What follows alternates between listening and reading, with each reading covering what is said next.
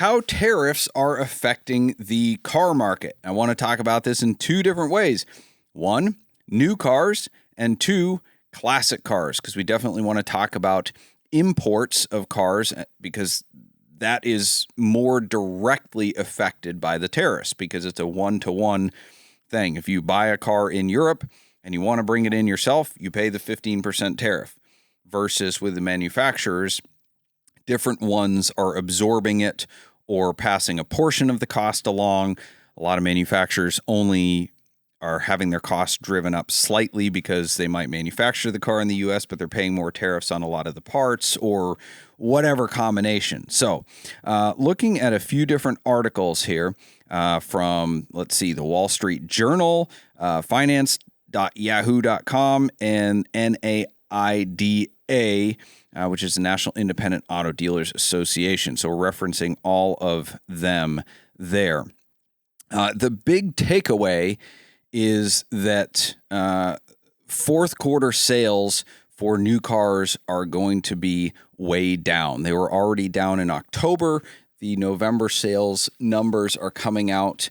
They will probably be announced right about the time that this podcast goes live, but they're expected to be down about 8 to 9%, which is a massive, massive number.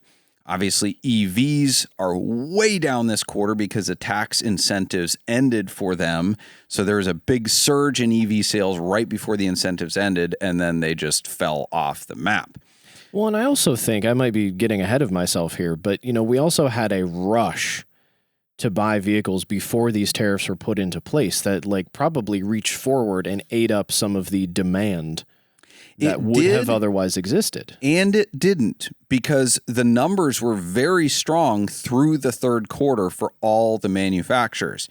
And according to the Wall Street Journal, 2025 was predicted to be a banner year, fueled by tax cuts, and we were supposed to have a annual sales increase overall for the third straight year. And up until the fourth quarter, we did. But it seems like the tariff pressure finally is hitting people along with the increased prices. Manufacturers have been bumping up their sticker prices even before the tariffs, and people's average loan payments have been going up and up and up. So essentially, we have the highest average new car price that we've ever had before. We have the highest average payment in America for new cars and used cars. Just like everything is up. Well, and that average payment, this is a wild statistic, so I wanted to make sure I looked it up and it was accurate. Is it $750 a month? That on average. That is insanity. That's new and used cars, correct? Because I believe new cars are above $800.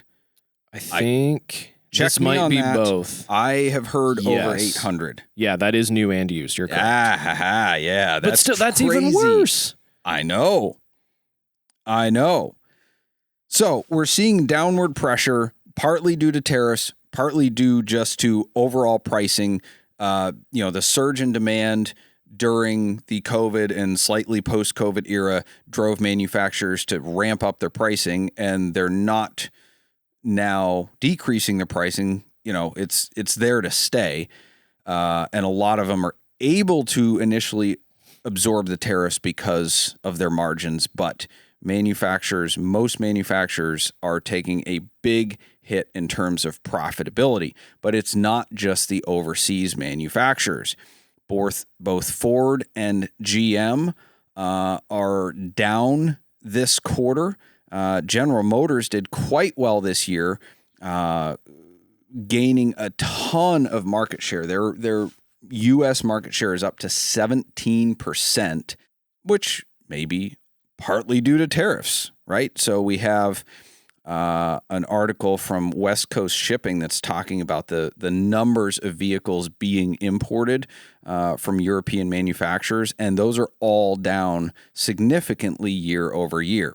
So, of course, when you have less cars being imported, that opens up for American manufacturers to pick up some of that slack. But, of course, a lot of European and Japanese car makers are manufacturing them here also.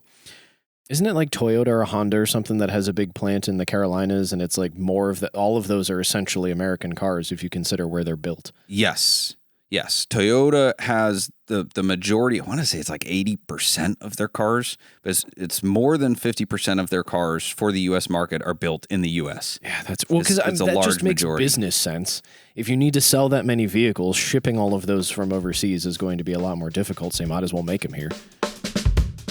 You might have thought it would never happen, but Switchcast is endorsing a transport company. Whether you're moving a rare collectible, a high-end sports car, or your personal luxury vehicle, Shaughnessy Overland Express delivers with precision, privacy, and respect. This isn't just transport, it's white glove care from pickup to delivery. For over 14 years, they've earned the trust of collectors, enthusiasts, dealers, and owners by offering unmatched service and personalized attention. You'll work directly with their experienced in-house team, ensuring a smooth and private experience without middlemen or surprises. Every shipment is protected with up to $3 million in cargo insurance, offering peace of mind for even the most valuable and rare vehicles on the road. In addition to their enclosed fleet, they've also established a trusted auto transport brokerage service, giving you access to a nationwide network of vetted, open, and enclosed carriers. Whether you need transport on a route they don't currently operate, or their carriers are at full capacity when your schedule demands, they'll still get it done without compromising the Shaughnessy standard of excellence. Same professionalism, same personal touch, expanded flexibility. We are proud at Switchcast to endorse Shaughnessy Overland Express as the official transporter of Switchcast. Visit soexinc.com and tell them Switchcast sent you. Let's look at the numbers of cars coming over, and that's something that's a good takeaway as well. So from January 1st to October 31st, 2025, according to West Coast Shipping, the container data from 14 key origin countries shows over 12,000 cars imported, compared with 33,000 in the same period of 2024. So you're looking at just over 1/3 of cars coming into the country versus a year ago. Most of that have been the newer imports. So Korea is way down. Italy is way down. Italy's total volume is down roughly 22%. But Ferrari, who's been kicking butt in their financials, beating all the high-end European car manufacturers, is beating them again in terms of the number of cars coming into the U.S. Let's see, 4,540 cars arrived from Italy in the first 10 months of 2025. It was the largest single source of containerized car imports to the U.S. Nearly all of this volume is new Ferrari product. Whoa. Yep. Japan fell from about 14,000 cars in 2024 to 4,380 in 2025. Subaru and Isuzu volumes shrank and more mainstream models shifted away from containers. South Korea dropped from 4,600 to just 376 cars. Man. China effectively disappeared from the data. 5,300 cars in 2024, mostly new GM vehicles, to 96 units. So, I mean, this is what Trump wanted, right? Yeah. He wanted cars to not be imported. He wanted manufacturing to bump up in the U.S. Now, what surprised me is the number of collector and classic vehicles coming over did not drop that much. It did drop some, but very small percentages, and not even from every country. Spain, they increased. Germany, they decreased from 1,200 to just over 1,000. United Kingdom, they decreased. The Netherlands, they increased by like 2. Australia, they increased, but that's such a small thing. I think instead of 15 cars, there's 20, but I'm kidding, but it's a very, very small blip on the graph. I personally expected the numbers on classic cars to drop a lot more than that, because you're literally paying a 1-for-1 amount. And the cars that I've looked at in Europe at buying, I won't buy them anymore, because I look at the tariff and the exchange rate, the combined double whammy. It used to be almost even with the euro, the dollar did. Like the numbers just can't make sense anymore. Well, I think so. If you look at the type of folks who would be buying a car to import that is classic or otherwise enthusiast based, those kinds of folks who would be in the position to do that anyway are still in the position, most likely, even with the increased cost. So if it's something that they want, if it is a specific model or a specific spec or trim or whatever, that's the only way you can get it. So they're probably still going to do it and just like stomach the additional cost. Like you don't want to do that because you look at the kind of the value proposition, but if you had more money than cents, you probably don't care. More dollars than cents. Yeah. Well, okay, but that I would think it would still shrink. The other thing that I thought would happen is that the market in Europe would be affected significantly for the classic cars because the majority of their buyers, or it seems like a big portion of their buyers, are in the US. Their market hasn't.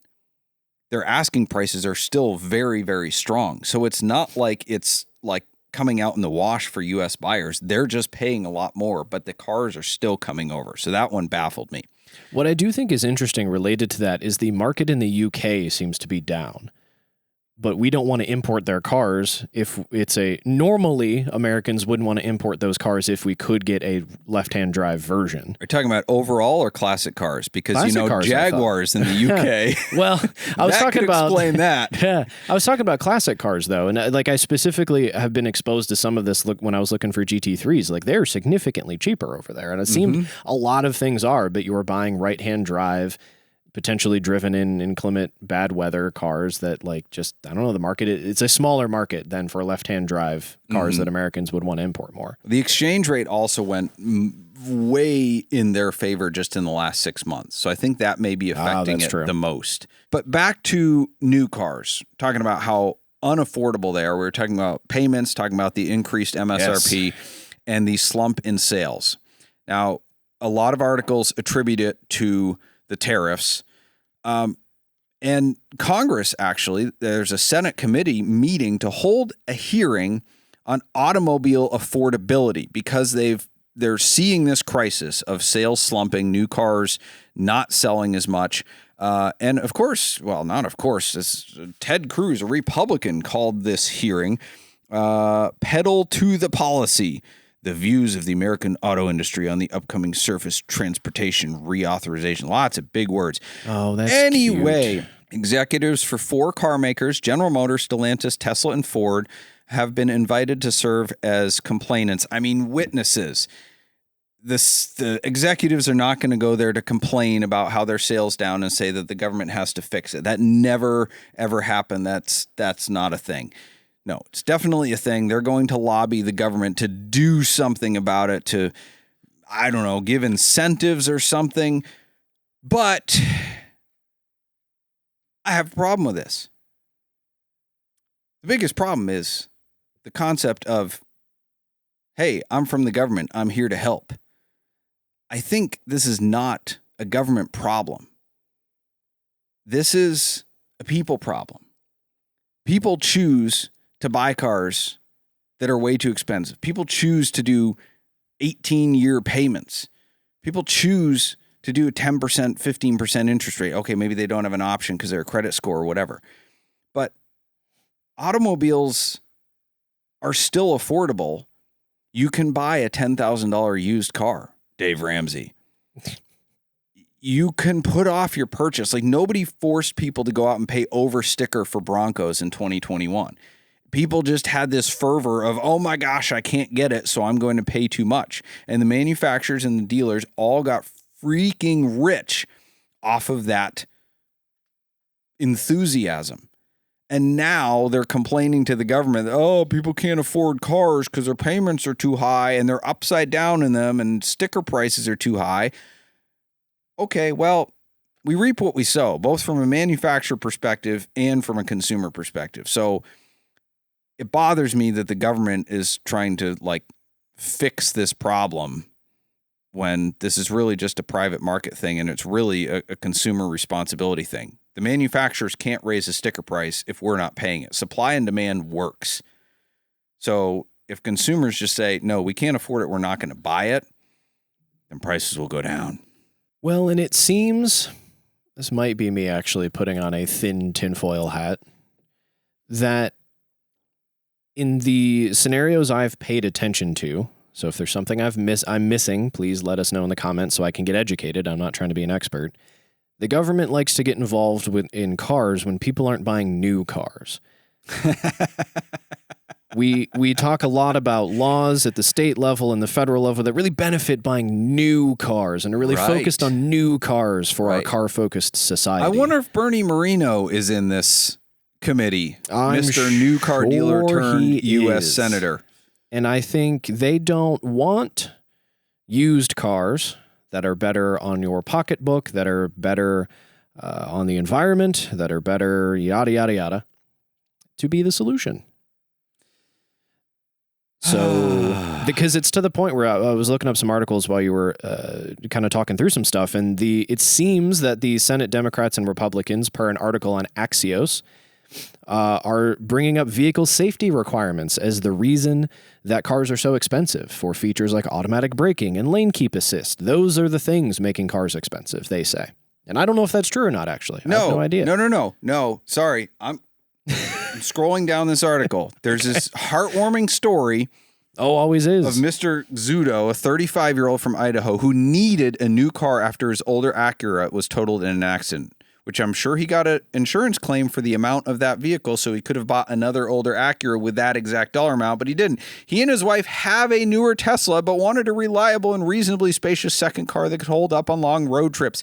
And the Tesla... Blah, blah, blah. She's a doctor.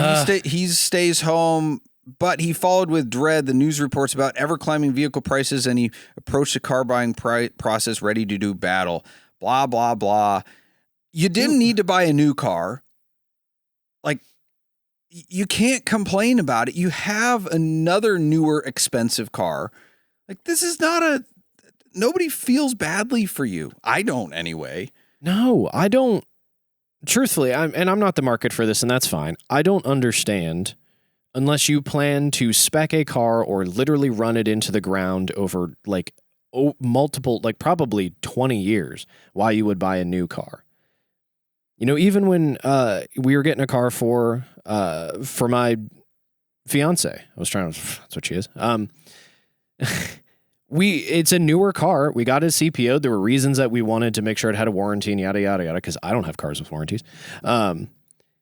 We saved almost 10 grand off of the price of a new car. So, like, yes, it wasn't as, like, frugal as buying a, like, cheaper, 10 or 15-year-old used car, but there was also, like, you don't have to buy a new car, even if you want a newer car.